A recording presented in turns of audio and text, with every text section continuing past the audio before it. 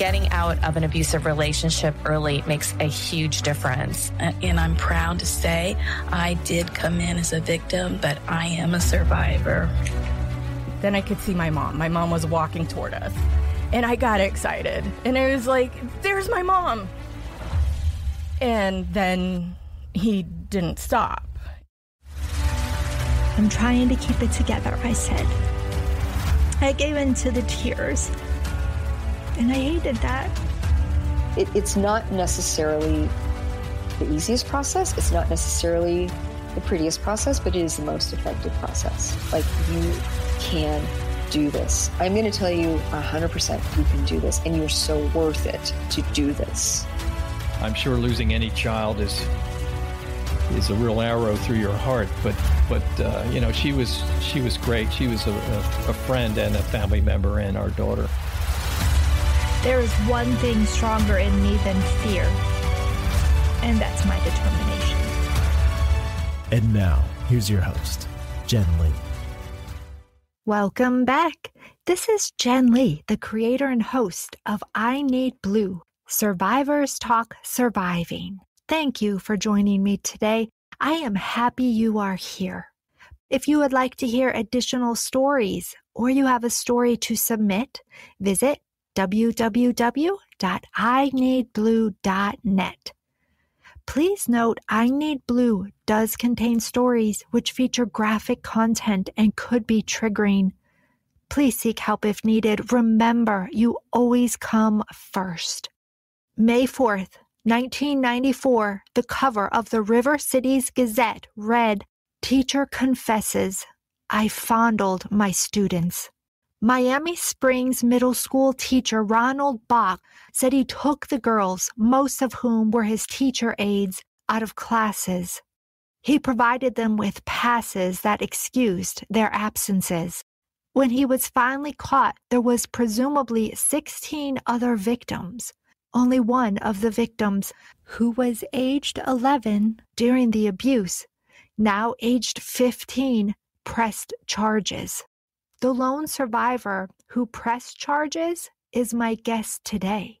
Michele Vergho describes the grooming and abuse she endured. Like many survivors, she took this horrific violation, this rape, and turned it into something positive. Do you know the 1-800-ABUSE posters placed in schools? Michele did that. She did it to prevent other students from becoming victims and to allow current students suffering or questioning what is happening to them to reach out confidentially to ask for help. I am honored to introduce to you Michele Vergho. Michele, welcome to the I Need Blue podcast. Thank you for having me, Jen Lee. Oh, you're so welcome. Your story is preventing others from becoming a victim, and I absolutely love what you did to help. Shall we go ahead and get started with your story? So my story begins in 6th grade, and you'll have to excuse me because dates and times are kind of erased from my mind because of the trauma. But it started in 6th grade. I was 11 years old. I was attending, at the time, it was Miami Springs Junior High School. I was, excited to be in a new school from elementary school. I felt like I was growing up, and this was my opportunity to show people my real personality and grow as a human being. And so I was really excited to be at a new place, looking forward to my future and the opportunities I would have that I didn't have in elementary school as far as like elective classes, so one of those being yearbook and TV production, things that you didn't get offered in elementary. So I was super excited. And being excited and taking those classes and those electives, I met a school teacher who was formerly a coach. He was a PE coach at the school initially. I didn't know him when he was a coach. I only got to know him afterwards when he became the TV production and yearbook teacher. He was in a portable. There was a set amount of portables, and he was in the very end all by himself, so much so that not even the janitors or school attendees and people that worked there had keys to his room. Like, he was the only one with the set of keys. He was very much in control of that school, even though he wasn't the principal. I found out later lots of teachers were afraid of him. So there was a lot of things going on that I didn't know first going to school there. But I met him. He seemed super nice, seemed like he loved the kids and loved his job. He was inspiring.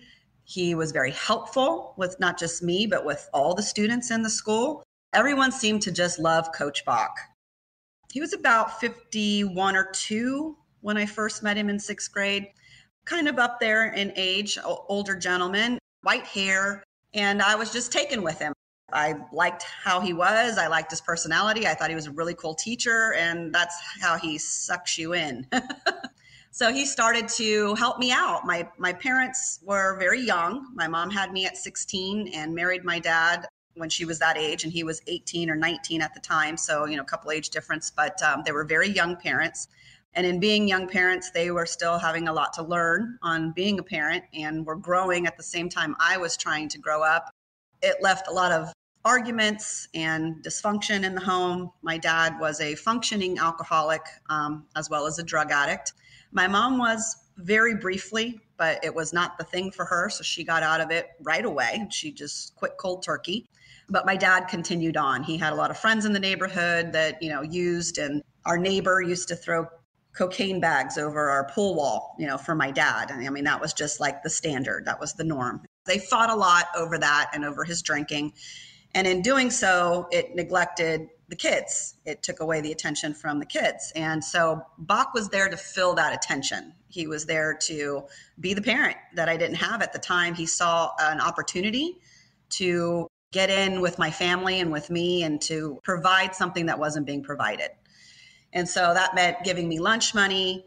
If I missed the bus after school, he'd take me home in his blue Camaro, so I felt special because I was the one that got to ride in the Camaro.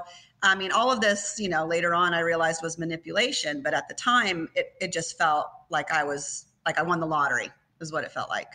6th grade is where we started to get to know each other. He kind of became very close with me. He would come over to the house during the summertime and just say hi and stop by because we lived in a small town. It was Miami Springs, and there was a subsection of Miami Springs called Virginia Gardens. I lived in Virginia Gardens. It was like the lesser class of Miami Springs. He lived in Miami Springs. And so very close by, it was very easy for him to drive me home, pick me up, all of that good stuff. And so he met my parents. They liked him. Things seemed to be good. Towards the end of my 6th grade year, he made a move. We were in TV production class. I was on the computer. He had a sebaceous cyst on the back of his shoulder, and that would always cause him problems. And that's how it started. He wanted me to massage him. He wanted me to massage his shoulder that was hurting. And so that's kind of how it got started. And I would give him a massage. I thought nothing of it, thought it was innocent.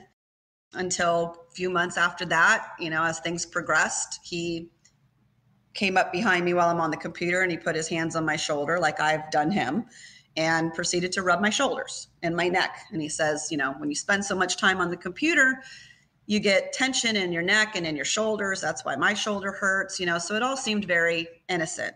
And so I allowed it. It didn't feel weird at the time. He started like that, just massaging my shoulders and my neck. He didn't move anywhere else. That went on for a while. He knew that he had to slowly gain my trust and groom me over a period of time.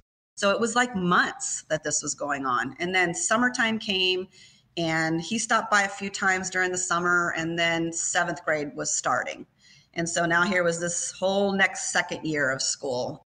I again took TV production and yearbook, and because I wanted to still have him as a teacher. But by this time I was starting to learn his personality and understand a little bit more of who he was and how he was. I watched him yell at a student that was late by maybe 2 minutes to homeroom. I watched him scream in the face of this student and practically spit on him. And I was just like, I was afraid at that point. I saw his face turn red, spitting and yelling. And I mean, I never seen that side to him. That was the first time that I saw that side. And so I was a little bit scary and I was a little bit taken aback. But for me, in dealing with home, when my parents would fight, I would just, that's whatever's going on over there. And I would just compartmentalize. So I would just separate myself from it. I figured, well, that's not me. At least he's not yelling at me. And so kind of like that gratefulness of, at least I'm not in trouble, as a student. So in 7th grade, I started to really just want to spend more time in the room because it was an escape from my regular classes, my core classes. He wrote passes. He wrote excuses for students to be out of class for whatever reason, whether it was helping him with editing or putting on the TV show, or we had some final proofs to read for the yearbook, or whatever the reason was. He would just write a pass and excuse us from our classes. Did he write passes when you were in 6th grade as well? Yeah, towards the end of 6th grade, he wrote me one pass in 6th grade. It wasn't like it was in 7th grade where I was missing a lot. Even into 8th grade was where I was really missing a lot. And there was a reason for that. But in 7th grade, he wrote me a bunch of passes, and I predominantly missed right after lunch. It was like 4th period and 5th period that I wouldn't be in. And he knew all the teachers pretty well. So I would miss a lot of class, and I would just be on the phone in the schoolroom talking to people. I'd be editing. I'd be on the computer. I'd be playing games. I'd be watching soap operas on TV. I mean, at school. I thought I was the coolest person in the world. I was like, this is so much fun. I don't have to go to class. I mean, it was great until I was at the computer and I was looking through the scrapbook on the computer, and I came across a porn picture that was in the scrapbook. And it was of a woman, like a cowgirl woman, sitting on kind of like some sort of crate in a stable, and her legs were open. And it was, pornographic picture.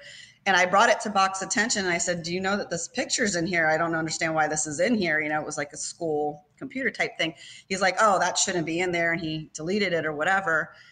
Then a little while after that, he came up and, let me rub your shoulders. You look like you're tense, kind of deal. And that was the time he moved his hands down from my shoulders and then went over my boobs and started to feel across my chest. And he was like, oh, you're growing, and started making comments of, you're coming into your own kind of deal. And it startled me, but I did that flight or fight type of thing. I didn't fight, but I flew.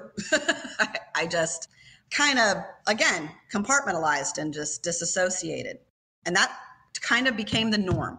So for 7th grade, and then 7th grade summer came, and then it was still the same thing. He actually came to my house in 7th grade summer. My great-grandmother was down from Ohio, and he had dinner with us.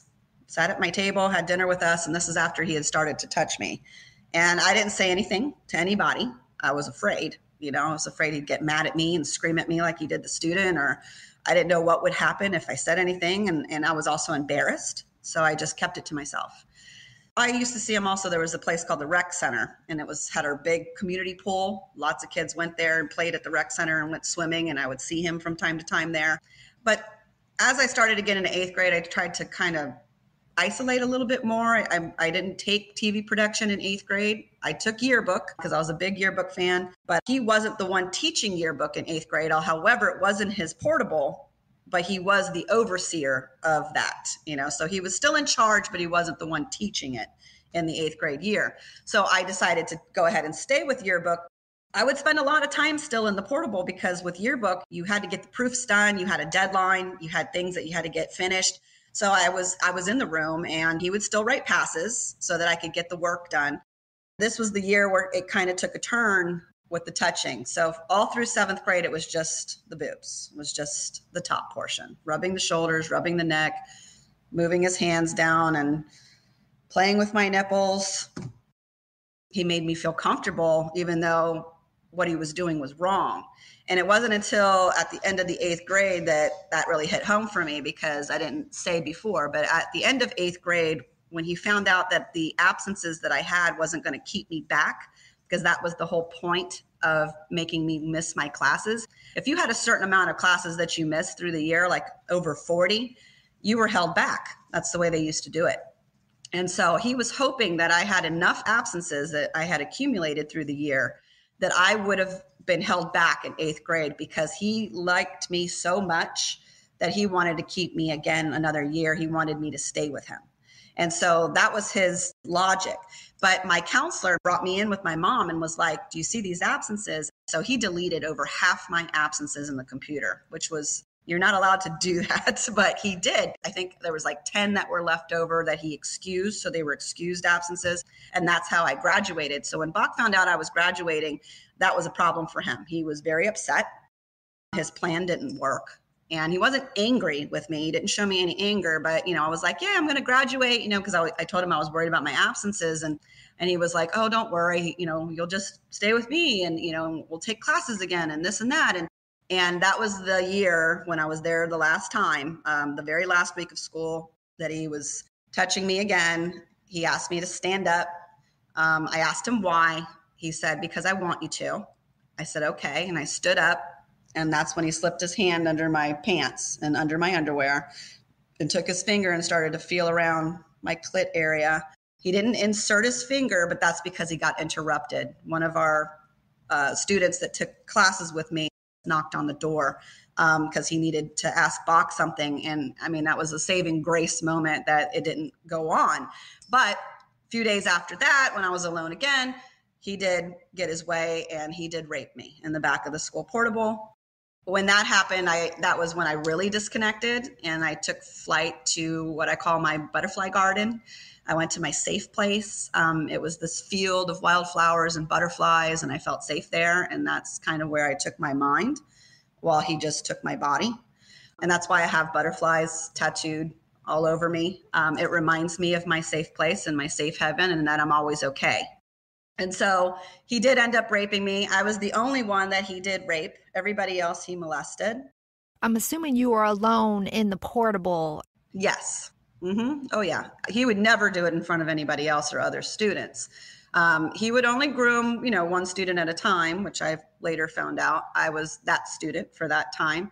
But there were several before me. I was the last. He was actually in the process of grooming the next girl after I left 8th grade. He had started in on another girl, but he hadn't gotten real far with her, because that's when I went to the police and we filed the charges and we stopped it from happening to her. But before me was 16 other victims. So I was the 17th, and I was the one that ended him. And I'm proud to say that, because I put a stop to his empowerment and his control over the school teachers, over the students. It was like he was God there. And especially in the town we lived in was a very small town, and everybody knew Coach Bach, even the police. They were students of his. That's why when my case went to the police department, I first filed it with the Miami Springs Police, but then I had to go outside that jurisdiction because of conflict of interest. All of the police department were former students and affiliates of his and who knew him very well for years. Who did you go to? When you realized what Bach was doing was wrong, who did you talk to first? So I talked to my mom first. I had a nightmare. I woke up, I was in 9th grade. I was, going to the high school at the time. I hadn't said anything. Bach wanted to make me quiet. He wanted to make sure that I didn't say anything to anybody. So he took me on a shopping spree. He took me to the mall and bought me like $400 in clothes and shoes and all kinds of stuff. And I laid it out on the couch when my mom got home. He took me on a Saturday. My mom gave permission, and we went to the mall and we shopped. And he bought me anything I wanted. If I liked it, he bought it. I came home with all these bags and I laid it all out on my mom's sectional couch. And so when she got home from running her errands, she saw all this stuff. And she's like, Michele, she's like, he wanted to reward you for being a good student. She's like, but this is ridiculous. Like, this is a lot of stuff. And I was like, well, I'm a really good student. I just kind of downplayed it. And she was like, are you sure there's nothing else going on? And she asked me, and I said, no, I'm like, you're crazy. Like, no, nothing's going on. And I just, discounted it. Well, later that night, I had a nightmare that he was in my room and he was going to rape me again. And I woke up in a cold sweat and I was hyperventilating, and my mom and dad were asleep in the room next door. But I went out to our living room and I sat down at our island table, and I just sat there for a minute and I was just crying. I was just crying and shaking, and I woke my mom up. And so she came out. It was like 2-3 o'clock in the morning, and she came out. She's like, what's going on? What's wrong? And that's when I just looked at her and I said, Bach's been molesting me. He raped me. Like that's what's been going on. That's why he bought me the clothes. And at the time that I told her, when this was all going on, from my trauma, I had become very promiscuous, and I was, sleeping with a lot of men because I found my worth in that. My body was my worth. So I was with somebody who was 6 years older than me, and I was sneaking out of the house and I was going to see him.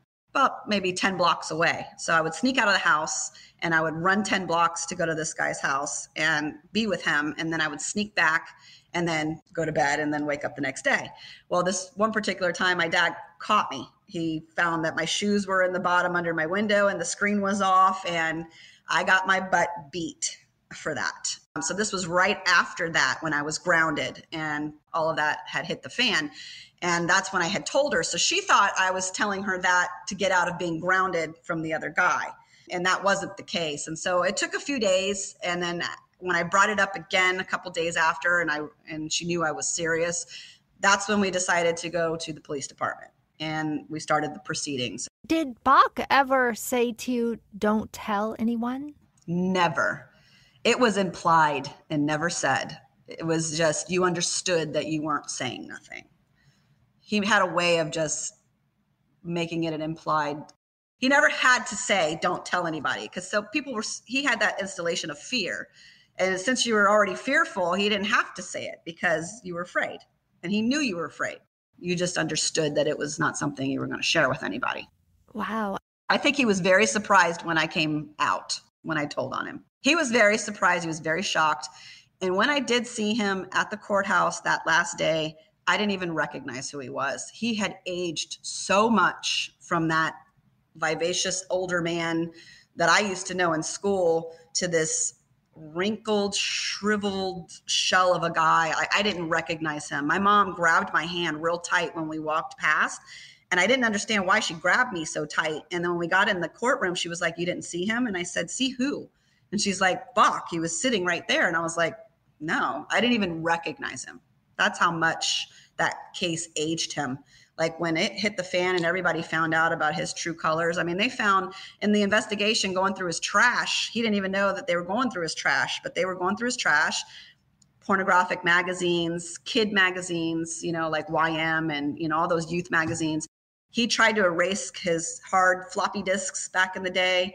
We sent those to Tallahassee. They were investigated. They weren't able to retrieve the contents, but they did retrieve the titles. It was 6th grade tits and ass, 7th grade, same kind of deal. So he had discs of kids and pictures, and under his pillow were Polaroids. I mean, he was a true serial molester rapist. He was a predator. Did he videotape you all then? Did he have video set up in his? They said there was never a video of me, but there was video of other victims. So he was recording this at times as well. Yes. Mm-hmm. Well, his whole room was TV production. He had the big cameras, like the TV cameras. So he would leave the cameras on. He didn't have me on the cameras. He didn't get to that point. And I'm surprised because when he raped me, I thought that he would have. I thought that he would have had the camera on. But to my surprise, he didn't. And according to the investigators, there wasn't any video of me, but there were of the other victims. Wow. So I don't know why that is. I don't know why there wasn't video or pictures of me, especially when he seemed to favor me the way that he did. Maybe he just wanted to preserve it in some way and not have it, like the rest. I think he wanted me to be different from the rest or something in his messed up mind. I don't know. I was on Channel 7 News. It aired all over the place. It was publicized in the local Herald, the Miami newspaper, our River Cities Gazette newspaper. I mean, it ran. I mean, it was a big story at the time. And just a time in my life where I was trying to be a high school student, but when all of this happened, I couldn't be because now I was the kid that Bach molested. I was the kid that Bach raped. I was the story of the whole town. And that made it very difficult for me. It set me into a world of depression, just craziness. I see superstars when they're mobbed by the media, and it was almost like that. And I just couldn't imagine ever having to live through that every single day of my life, because the 5 years I had to go through it was just so detrimental for me. I mean, even to the point I tried to commit suicide multiple times. I just was in a world of, I didn't think my life was ever going to get back to normal. I thought, I'm scarred for life. I'm going to be labeled forever, and that this is going to be what it is for the rest of my life. And it just made me very depressed until I sat down with my dad one day and we were talking, and he was like, I can't believe, and this was after the investigation had launched and after we had found out that there were 16 other victims and that there were teachers that knew about what was happening and did nothing about it. My dad was always about making the world a better place and helping other people. I get that from him. And so we were like, what could we do that could change this, that could help somebody later down the line?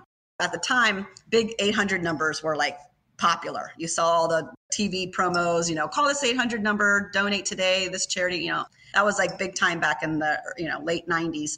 We decided to make a 1-800 abuse number and set up a task force. So my dad and I went to work kind of mock drawing what we wanted the poster to look like. Over the years, and it's been so many years, 20 plus years, it's changed so much, the 800 abuse posters. People have done their own spin on it. People have added things. People have made their own numbers to it. There's other places that you can go for it. I mean, it expanded so much from where it started. It's amazing to me. When we first started it, it was a black background because we wanted it to be eye-catching, and it had a white border around it, and the letters were red, and it said 1-800-ABUSE. And it says, if you've seen something or know something, call this number anonymously. And that's it. It was very simplistic. It was just telling people that there was somewhere you could call to say anything and not have to report your name, and it was completely anonymous and there would be no consequence to you. Because what we found was the teachers were too afraid. They didn't want to speak up. They were afraid that we were going to lose their jobs. They needed their jobs to support their families, and they were scared. I mean, like I said, he was like a god, and to go against him, it was like you didn't go against Bach. It was just that thing. So we created the posters, and the day before I was set to go to court to prosecute him, I decided that I was going to settle. And the reason that I decided to settle was because I didn't want to put the other 16 victims on the stand to testify. I didn't want them to have to look at him in the courtroom. I didn't want them to have to tell their story like they already have several times and relive it. It was bad enough that I had to. So I was thinking of them because no amount of money to me was ever going to give back my innocence and my childhood. It was already lost. So all I wanted to do was just make a change, help other people, and not victimize the other 16 victims all over again. And so that was what was in my mind. I mean, because my dad wanted to take it full-fledged to court. He wanted to go all the way. The more money, the better. He was money hungry for it, but I wasn't. And to this day, he still will every occasional bring up, you should have gone all the way to court. We should have never settled. I mean, he'll bring it up, but it's in the past. When I settled for $250,000. I made sure that he had to pay for anybody's, me and the 16 other victims, therapy. He had to pay for that. He did in the very beginning, and then kind of like after about 2 years, stopped, I think, because he didn't have any more money, because he had no job. His license of being a teacher was taken away. When we settled it, he got 10 years probation. He didn't go to jail. He didn't go to jail because he had no prior record at all. There was no history of this, even though there were 17 victims. So his lawyer did a plea agreement of a 10-year probation, his teacher's license taken away forever. He couldn't work with children 18 or younger. And basically, he had to do an early retirement and register as a sexual predator online, which helped me to monitor him after the years. So after all was said and done and the court case settled and the posters were put up, about 2 years after that, after graduation, I was up in Santa Fe. I was going to Santa Fe Community College in Gainesville, and I was with a guy. I was living with him, just trying to live my life as best I could, when they wanted to do a follow-up story. And so the Miami Herald actually sent reporters from Gainesville to come to my apartment complex, and out back in the woods, because, Gainesville's very woodsy. I had woods in the back, and they took my picture and they did a follow-up story about where I was after everything was said and done. And then after that, I started seeing on the news, like every so often, another predator was picked up by this tip line, and so through the years, I was just watching that, and come to my surprise, they arrested, I think, 5 more teachers in Springs alone that was part of a ring that Bach was the leader of. So many teachers, even administration teachers, were part of this cycle, that they would have office aides because Boxy didn't work in the office. He was his own teacher and his own entity. They would have administration aides that would come into their office, and they'd have the doors closed, and they'd be fooling around with these other students. And so this was a whole ring going on. And so Miami Springs kind of became the pedophile molestation and rape capital, in Miami. It was like all these teachers. And it made sense to me because when I was in high school, those teachers were the ones that didn't want me to be in their class. They didn't want me as a student. And it was because they were part of the whole Bach ring. And so I didn't find that out until way later. But the gist of it is that I took all that money. I took the $250,000. I did invest a little bit of it, but I took the rest of it and I donated it to the survivors because I wanted it to benefit them. That's remarkable. You are such a voice of strength for survivors. And I love that you took what you went through and you help so many people. That is amazing. And I never took credit. I didn't want royalties. I didn't want my name attached to it. I was already notarized. I was already out there in the public. And I felt like that would be selfish. I can't explain it, but I felt like that would be taking away from what the message was supposed to be. And it was about saving people, not making money. So that's why I never wanted royalties. I never attached my name. And that's why most people, until I tell them, don't even know that I was the creator of that. But I like that. I'm okay with that. My pat on the back is when I see another person get arrested because of my tip line. That's all the empowerment I need. I have two questions. Number one, did you meet any of the other survivors? And number two is this happens to boys as well. And I think we just don't hear about it as much. Were there male survivors of this as well? Yeah, there was one male and the rest were all the females. He favored the females. He favored white, American, blonde, light-haired, light eyes girls. That was his favorite. But there was one boy. And yes, I knew most of them. They were all former students and who were in high school, and I got to know them even more so when I was in high school. But I knew them all, including the one he was trying to groom after me. Wow. And neither one of you talked about it to each other because there's, like you, in the beginning, it just kind of seemed normal, wasn't uncomfortable. No. And then as it went on, I imagine you probably don't talk about it because you're conflicted because he's groomed you to believe that he cares about you. Right. He got involved in your family by coming to dinner. Mm-hmm. But there probably was some feelings of shame and guilt maybe put in there as well. Oh, sure. When I first started seeing my therapist, who later on became the godmom of my firstborn child, she saved my life. And she was in Kendall and down in Miami and where I met her. And I went through many psychotherapists before her. When you're trying to find a therapist, it's about the fit and who you can connect with. And I didn't fail a connection with anybody until I met her. She kind of reminded me a little bit of Stevie Nicks. She was very 60s, very, flowy. Her office had like scented candles, nice, beautiful couches, with nice, comfortable blankets. And you just felt at peace there and very comfortable in talking with her. And I saw her for over 5 years. And through being with her and learning about the trauma and why it was the case, I realized, and we came to the determination that I was in love with Bach. I loved him. I had feelings of love for him because he took care of me, because he supplied things that I needed. And then as the years went on and I lived my life, I just monitored him on the sexual websites and the pedophile page. And at one point he lived maybe 20 minutes from me when I looked him up. And that kind of made me feel like he was following me or he was trying to find me. But then about a year after that, I went on and it said he was deceased.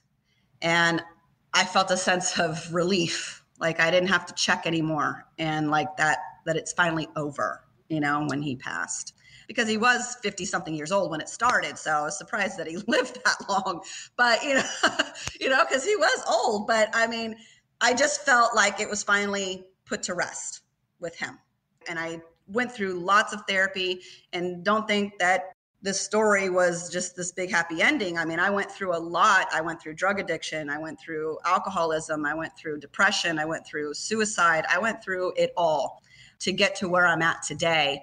And the backbone of that trauma is what helps me to lead my 2 nonprofit organizations today and helping the community and helping people, because that's all I've ever wanted to do. That's what's in my heart. That's what's in my soul. And it all stemmed from this trauma. How did you get out of the cycle of the alcoholism and the drug abuse? Because you grew up in that environment, like you said, your mom not so much plagued with it, but your dad. Because there are people like you who that is kind of where they end up. And how did you get out of it? Like, to help other people listening, what did you do? Great therapists and wonderful counselors in rehab. I went to a rehabilitation place, Ambrosia Treatment Center. They stemmed out of, I think it was New Jersey where they came from, and they moved here to Port St. Lucie. I went into residential rehab. I lived for 6 months at a residential rehab facility, learning about myself and what triggers me, things that weren't good for me, things that were good for me. I mean, the ins and outs of yourself. I mean, when you're really in a residential program like that, that's very intense. And I had a counselor that challenged me. It was a counselor who is a very strong man, very strong-willed, and him and I battled it out. I mean, he challenged me to the point that it just had to break me down to where I could get out of this victim bubble. The way he described it was so perfect. He went on the board, on the expo board, and he made a big circle, and he put victim in the middle of that circle. And then he stemmed out of that circle all these lines and everything that radiates. And what that did for me was it made me see that I was living my life from a victim's perspective and not a survivor. Everything was because I was a victim. I'm drinking because I'm a victim. I'm doing drugs because I'm a victim. I'm doing this. I'm acting like this. Because I'm a victim. Everything stemmed from being this victim. And it wasn't until he showed me an actual visual of what I was doing to myself and what I was doing with my life that I had to make that change. Do I want to stay in that bubble of being a victim, or do I want to say, yes, I was a victim, but I'm a survivor now. This is my story. It was due to him that really helped me to get out of that position. So I'd have to attribute my success to the people that I had in my life at the time that were able to see me for who I truly was supposed to be, even when I couldn't see myself, and to help me get out of that. Wow, that's amazing. It was because of others. Yeah, that's great. I've gone to rehab centers for newbies who are just entering in residential programs, and I've shared my story in many rooms. I share it because it's a story of empowerment. I share it because I want people to know that what happens to you doesn't define you. It doesn't have to define who you are and be everything that you are. Yes, it happened to you, and you're never going to be able to change that, but you don't have to live your life curtailed to that. And so that's what the message is for others. And that's why I share it. So that's why I'm so comfortable sharing it. I've shared it hundreds of times. I've shared it at schools. I've shared it at rehabs. I've shared it just with anybody that will listen to the story, just because I want them to hear it and know that they could do the same thing. I think that's amazing. I wanted to ask you, what was the moment when you said to yourself, as you were battling your addiction, I don't want to do this anymore. I need help. Do you remember that moment? Yeah, that's when DCF came in and wanted to take my kids away. That was my changing moment. I realized that if I didn't make a change, I was going to lose my family. I was going to lose my kids. And I love my children very much. I've got 3 beautiful children. A 21-year-old who gives me a run for my money, Morgan. My son, who's 13, little Emerson, and my youngest son, Lucas, who's 10. And they're my life. I went through 10 years of DCF cases, a whole decade of DCF cases before I was finally ready to change. And it wasn't until they filed a chapter, I think it's chapter 39 or chapter 29. It's an injunction where you lose your parental rights. They actually severed my parental rights to my children, and I wasn't supposed to see or be with my kids until they were 18 years of age or grown adults. They actually did that. And 3 months later, after they did that, I turned around and went back and I overturned that ruling and got my kids back. I wasn't going to stand for that. I was going to make all the changes that I could. So I got into the radiology program at IRSC. Only 17 students get into that program. I didn't get it the first year, but I did get it the second year, and got into the radiology program. And that's where I learned I didn't like radiology, even though I got into it. So I went back, and that was actually a really good blessing for me, because it took me in a different path that I really was supposed to be on, which was human services. So I went into human services with a specialization in youth and family.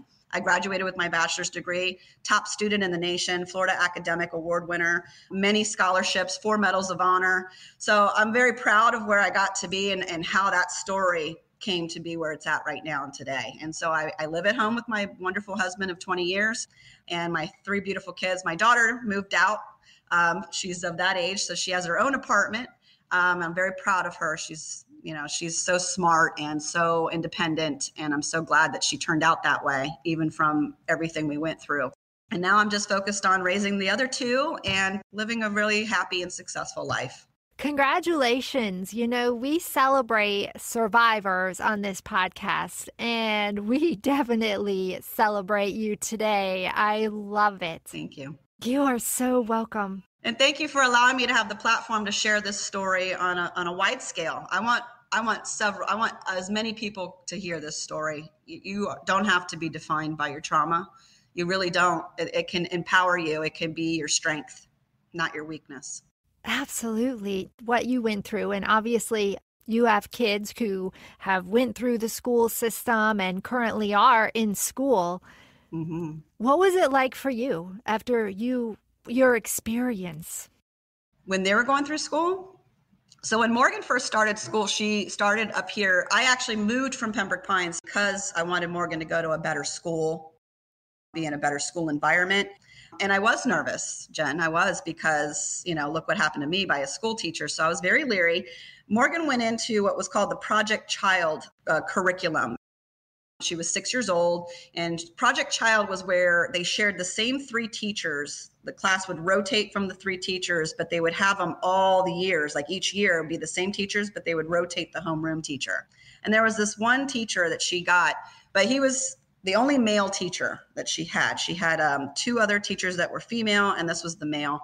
And when I went to orientation with her, I noticed that he was very touchy-feely with his students. Hey, don't I get a hug kind of deal if they were leaving the room and didn't give him a hug.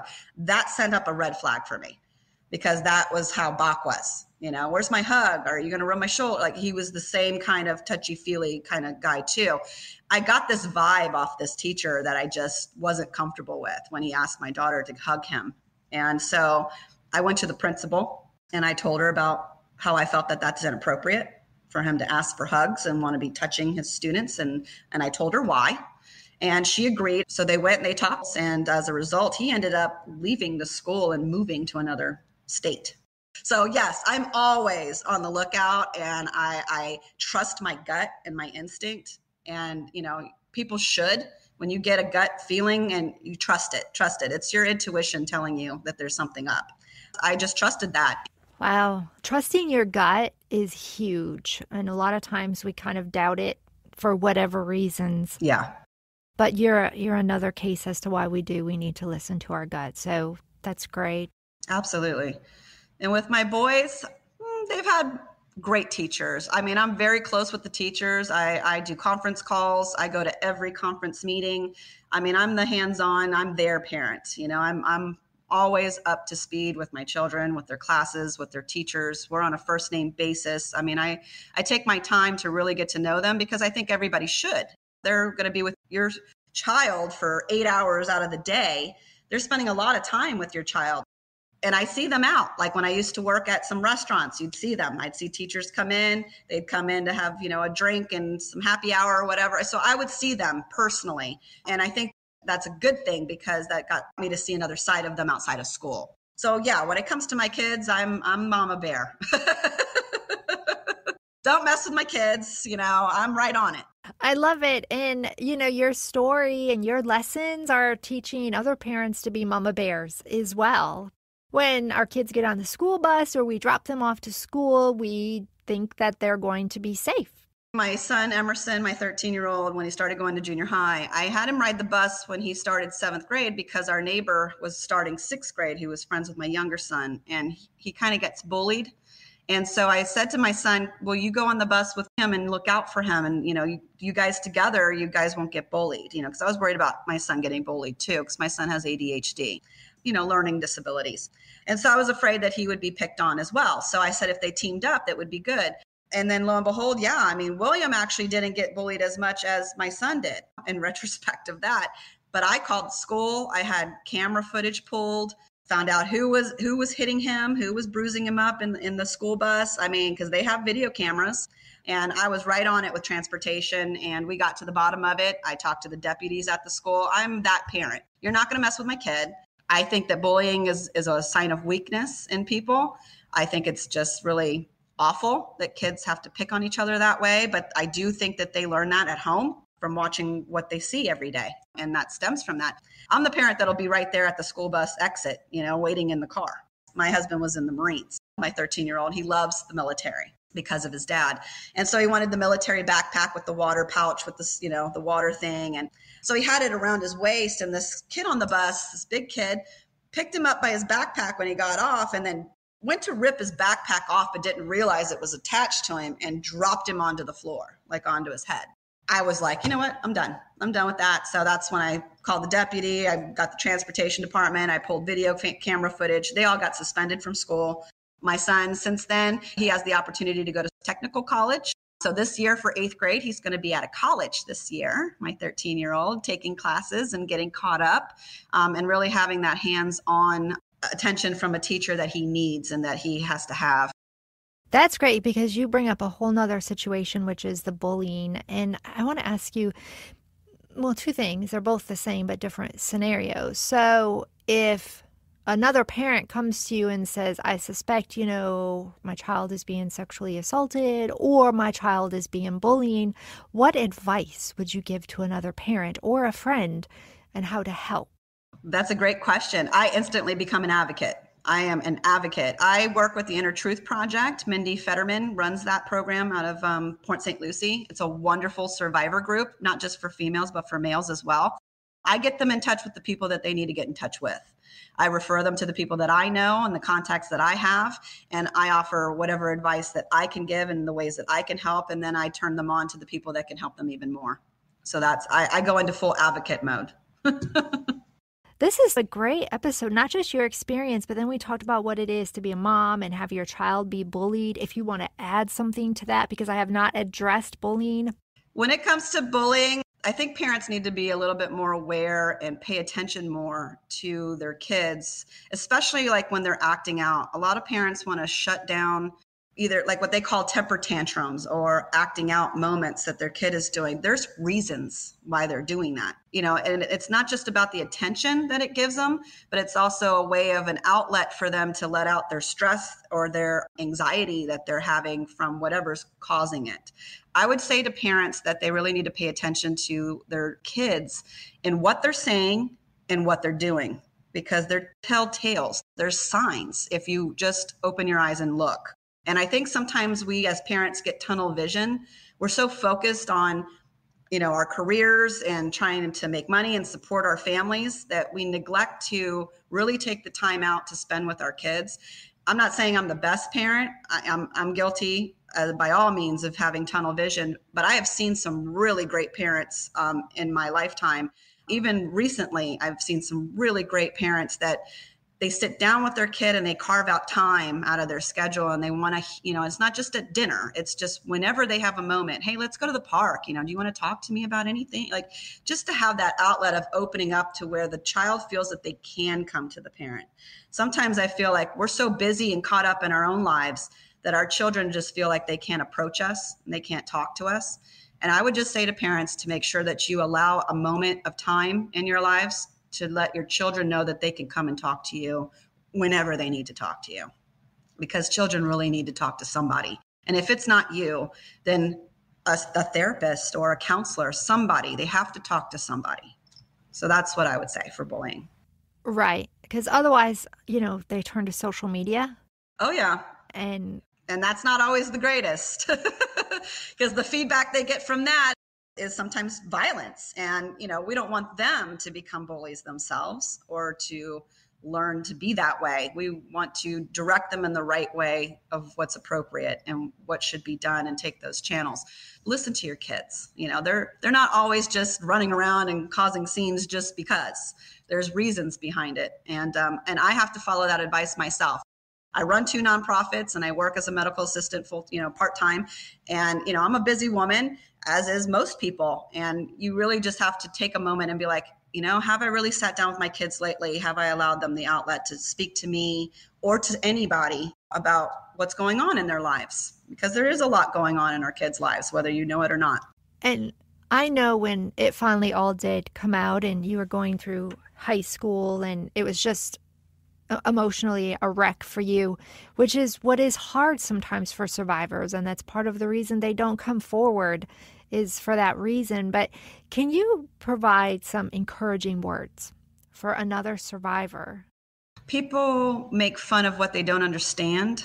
People pick on when they don't have all of the content. What I learned from the people who were picking on me, they were just really under the cloud of that this was a really great guy and he was a great teacher because that was his legacy in the town. And they were duped, they were fooled.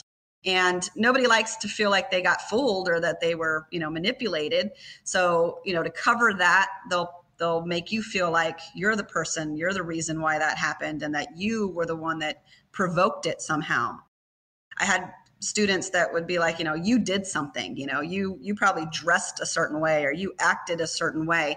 And that wasn't the case. I was just me. And, and he was a predator. And at the end of the day, that's what it boils down to.